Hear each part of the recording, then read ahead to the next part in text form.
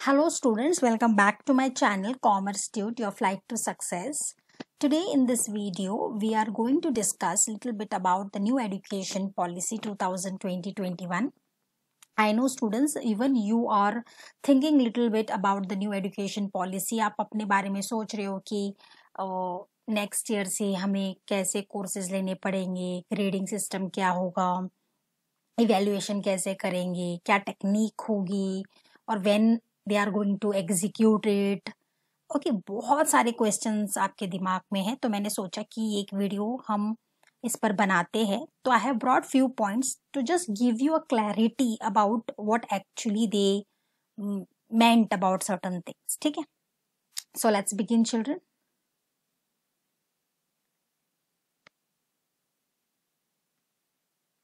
Okay, first of all students, आपको ये याद रखना है या समझ लेना है कि अब तक जो मिनिस्ट्री ऑफ ह्यूमन रिसोर्स को हम we were thinking that is taking care about all the education system and all. Now it will be called as Ministry of Education only. It's a very straightforward name which has been given, और ये हमको पता चल जाता है कि Ministry of Education is the one who is taking the entire things into consideration. तो पहले स्कूल की बातें करते हैं. First of all, everybody is aware about the 10+2 structure, the board structure. Yes students, ये 10+2 board structure जो है वो ड्रॉप हो चुका है और आपका नया स्ट्रक्चर जो है वो है 5+3+3+4. तो अब ये क्या है, ये 5+3+3+4 ये जानते हैं in the next slide. Students, आप ये स्लाइड देख सकते हो.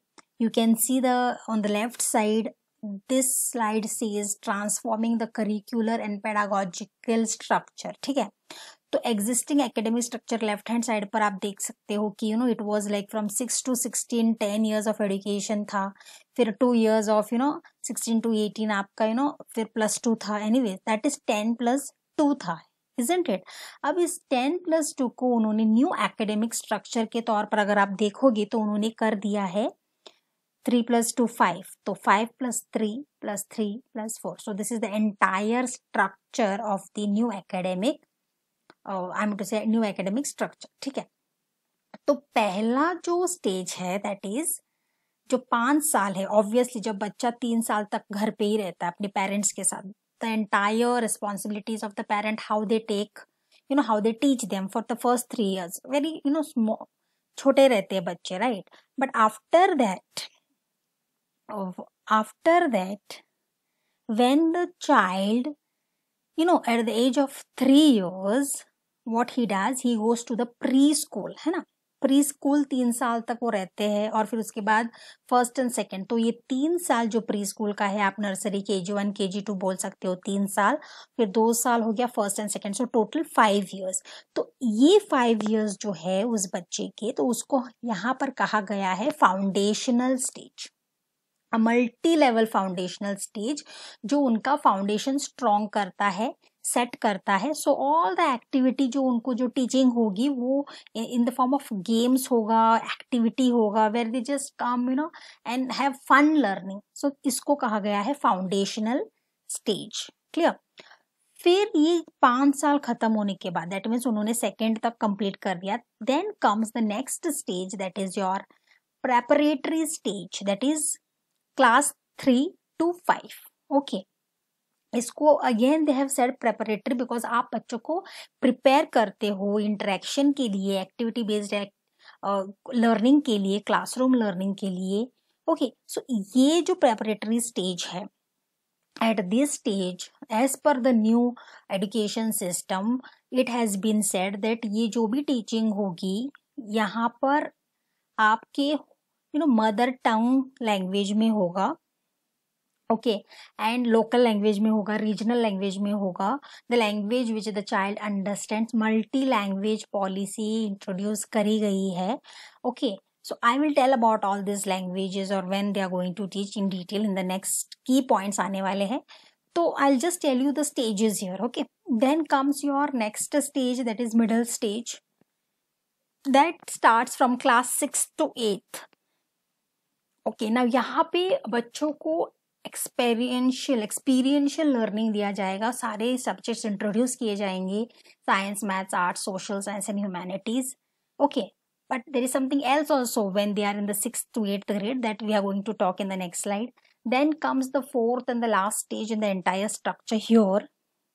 ओके, स्कूल कंसर्न वो है सेकेंडरी स्टेज, जहां स्टार्ट होगा 9 to 12. Now here it will be all about your critical thinking, आपका एडेप्टेबिलिटी टू चेंज, फ्लेक्सिबिलिटी और बहुत सारे choices of subjects. So this is the brief outline of the 5+3+3+4 structure. ठीक है, तो अब हम आपको बताते हैं कि actually how they are going to deal with this. Students, मैंने आपको बोला already, multi language policy introduce कर रहे हैं. अब जो भी लैंग्वेजेस आपको पढ़ाए जो भी सब्जेक्ट्स पढ़ाए जाएंगे, you will be taught in your own mother tongue. May be regional Gujarati हो सकता है, संस्कृत हो सकता है, हिंदी हो सकता है, मराठी हो सकता है. टिल 5th बोला गया है, लेकिन it may go to till 8th also और beyond that also.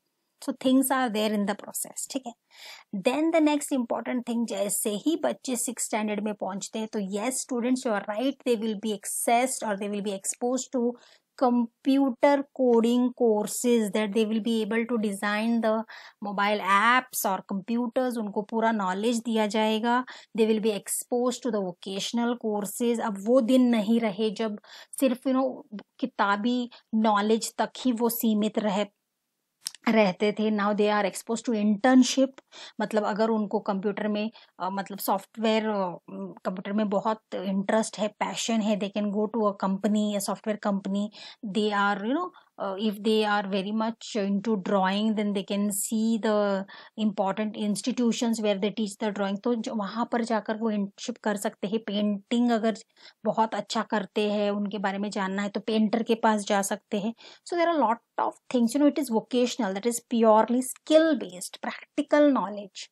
So this is what I think will excite the 6th standard student. Now it won't be only bookish knowledge, it will go beyond books. So it will be you can say skilled environment, जहां पर बच्चा अपने आप को देखेगा, that he will see that someone is performing in front of him, and I think practical knowledge will do wonders. ठीक है, तीसरा इम्पॉर्टेंट पॉइंट यहाँ पे है, अब जो आपका नेक्स्ट जो स्टार्ट होता है 9 to 12, ये जो एक क्लास किया गया है, यहाँ पे बच्चों को हर सब्जेक्ट लेने की आज़ादी मिलेगी. मतलब initially it was like yes, I'm coming close to the answer.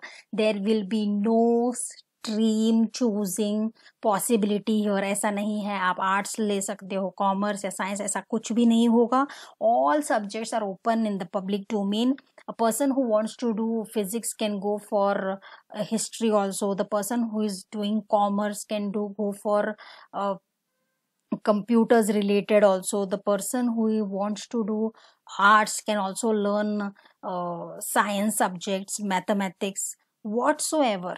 Now there is no restriction on the choice of the subjects, but there is nothing called as choosing the stream.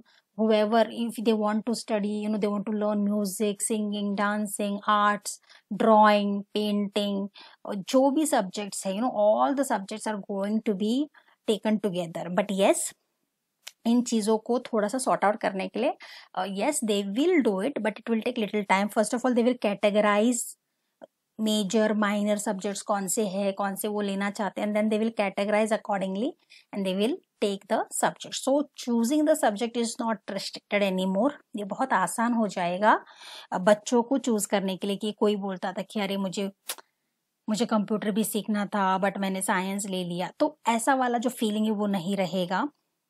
Then evaluation की जहाँ तक बात आती है, students board exam में कैसे होता है, होता आया है एक्चुअली, दैट फाइनली 10th का हो गया या 12th का हो गया, only people used to study a month before the exam. ऐसा होता है ज्यादातर बच्चे, some students study throughout the year, but there are certain category of students used to not give. लेकिन अब ऐसा नहीं होगा.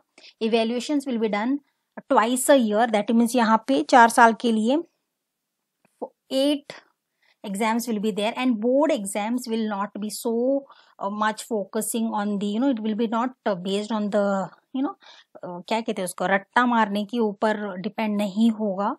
It will B core subject knowledge wise होगा, कंसेप्शनल वाइज होगा, योर अंडरस्टैंडिंग वाइज होगा, and your entire things will be taken into consideration, your academics, co-curricular activities, extracurricular activities, your behavior, all the things will be taken into consideration, and then your report cards will be prepared. ठीक है, तो board easy होने वाला है. रोटिंग वाला काम अब नहीं होगा, रट्टा मारने वाला काम नहीं होगा. ये होगा based on your understanding, thinking, critical analysing. जो स्किल आपके पास है उस पर आपको जज किया जाएगा. यू मीन जज in the sense all this other things will be taken into consideration. ठीक है, then comes report card. Students, yes, report cards एक रिफ्लेक्शन होता है कि जो थ्रू आउट द ईयर आप जो करते हो, लेकिन रिपोर्ट कार्ड्स भी अब बदलने वाले हैं. जैसे मैंने ऑलरेडी आपको कहा, सारे एरियाज कंसिडर करने वाले हैं, एकेडमिक्स से लेकर आपका करिकुलर, को करिकुलर, एवरीथिंग. एंड ये 360 असेसमेंट टाइप का होगा. 360 इन द सेंस टीचर्स भी आपको असेस करेंगे, आप खुद अपने आप को असेस करोगे, एंड आपके क्लासमेट्स, आपके फ्रेंड्स भी आपको असेस करेंगे. So it will be basically self development के लिए ये कुछ नया है बच्चों के लिए. And I think it will definitely help the students to understand the things, isn't it? तो ये है. Okay, so this is regarding the school students. तो अब थोड़ा सा कॉलेज की तरफ बढ़ते हैं. And I know everybody is excited to know about colleges, that now we are in the 12th standard. तो अब हमारा कैसे, क्या होगा, क्या नहीं होगा. First of all I would like to tell you children, relax. Colleges के लिए भी now for college going students the course has been made of sorry 4 years. Okay, 3 years are also there, but 4 years इसीलिए because you can continue with the all your 3 years degree course and 1 year research करके आप निकल सकते हो. अगर आपने research किया तो वो 1 साल का रिसर्च सर्टिफिकेट भी आपको मिलेगा. ठीक है, then comes your academic bank of credit. Students, this is something new they have, जैसे हम बैंक्स में वी हैव आवर अकाउंट्स, वैसे अब ये certificates you can say they are also there in your account sort of, or in your bank account especially. So academic bank of credit is nothing but throughout the year whatever courses you do, आपके जो भी credits है, आपने जो course किया है, कितने भी कोर्सेज किए हैं, you have done multiple courses irrespective of whatever it is. ठीक है, तो you can whatever is your data is automatically it will go in the DigiLocker के साथ, they have a deal with them. So all your certificates will be stored there academic wise. So anytime you access that your academic bank of credit, you will get all your certificates there. तो आपके credits कहीं नहीं जाएंगे. Multiple entry and exit facility is also given for the students. Now students, there are so many students who because of maybe financial problem or family responsibility or any other reasons के वजह से बीच में वो college छोड़ देते हैं. For those people also the new education policy have brought some relaxation. अगर आप 1 साल का कॉलेज करते हो तो आपको सर्टिफिकेट कोर्स मिलता है. 2nd ईयर कंप्लीट करते हो तो diploma course, diploma certificate, I mean you get the diploma certificate. And then if you finish the 3rd year then definitely you will get the degree certificate. और अगर आप research करके निकलते हो तो रिसर्च का भी आपको सर्टिफिकेट मिलता है. In between if you leave also, अगर आपने कॉलेज ज्वाइन करने के बाद 2 साल के बाद भी अगर आप आना चाहते हो तो आप आ सकते हो. ठीक है, so there is no restrictions on the entry and exit, and you can do multiple courses anytime. There is no restriction. So those students who wanted to do and they cannot, or those who are thinking कि अगर मैंने आधा अधूरा कर दिया तो क्या होगा, ऐसा कुछ नहीं होगा. All these things will be stored in your academic bank of credit, जहाँ पर आपने जितने भी कोर्सेज किए, जितने तक किए हैं, सब डिटेल उस academic bank of credit में होगा. and you can continue like that only. ठीक है, then the next is students. Yes, now there is something called as common aptitude test coming. You can say sort of entrance test. Suppose 12th standard में आपके marks कम आए हैं, तो if you want to get specific admission in the specific college, then you can answer this common aptitude test, and if you will be evaluated on the basis of common aptitude test, and you will be given the admission of your choiced colleges. So I think ये एक proper channel है through which the everything will be sorted out and the children are aware, है ना. तो restriction कम होगी. Even here you have the choices of subjects children. आप major और minor यहाँ पर भी ले सकते हो. कभी भी multiple entry and multiple exit यही है कि आप कभी भी कोई भी सब्जेक्ट चूज करना चाहते हो कर सकते हो, छोड़ना चाहते हो छोड़ सकते हो. ओके, मल्टीपल एंट्रीज है, an number of times you can do it. So there is no restriction कि आपको यही पढ़ना है वही पढ़ना है, जो चाहे आप पढ़ सकते हो. You are now little bit relaxed and I think yes, this new education policy is following little bit about like Western countries, but yes, things will go smoothly if followed. Students, higher education will be governed by one authority. Yes, ये centralized हो चुका है. Okay, one authority will be taking care about except legal और medical field को अगर हम छोड़ देते हैं, बाकी सब govern होगा एक ही authority के अंदर. आपका UGC and AICTE will be merged to students, जैसे मैंने already आपको कहा, by one authority. Same graded system है. Grading affiliations को हटा दिया गया है. There will be nothing called as affiliations. Everybody will be given the grading system and private और गवर्नमेंट हो, पूरा उनका जो सिस्टम है वो सेम होगा. रूल्स जो है रेगुलेशन है वो सेम होंगे. And they have also approved some foreign universities will come in India as well. उनके कैंपसेस इंडिया में भी आ सकते हैं, so that our students will get a good exposure to global universities. तो उसका भी हो सकता है. Fee structure yes, because everything will be centralize children, तो सबके fees structure it can be taken care of. आपसे ज्यादा कोई भी ज्यादा नहीं ले पाएगा. It will be all sorted out in such a way. So now, because it is coming under one authority, one body, I think things will get more simpler and everybody will be aware about how to take the admission, how will be the grading system. And अभी थोड़ी चीजें clear नहीं है, अभी तक आए नहीं है, but as and when it is now things are coming again and again, more and more things will come, तो और आ जाएगा and you will get all the clarity on this stuff, right? Now there will be some questions, ये कब से start होगा application. Now I am here in the this almost finished with few months and all. This might get applicable for the academic year, that is next year 2021-22, और एक साल भी लग सकता है, because they have to categorize the subjects, they have to prepare the teachers, training देना है, और teachers को specifically बताना पड़ेगा, then students, parents role, fee structure, everything have to fall into the places. They are going to present it in front of cabinet approval तो मिल चुका है, संसद में present होने वाला है. बहुत सारी clarity अभी और आनी है, तो details everything will be shared to us, so not to worry children. 12th commerce students, I think right now being in the 12th commerce, we will definitely focus right now what the things are going on. आगे चल के कुछ भी आने वाला है उसका intimation तो हमको मिलेगा. as whatever has been instructed we will be following. For the time being, I feel there is no need to worry as such. Whatever is happening for the best, and maybe 5-10 years from now we can see a new bunch of creative brains, and even the employment opportunities will increase because the skill development is taking place. So that's it students. I hope कि अगर आप you might have got cleared about certain things. If there are any questions, you can put it in the comment section. I hope some things, at least some few points which I tried to bring in front of you are clear. Thank you so much students. I'll end this video here. Thank you.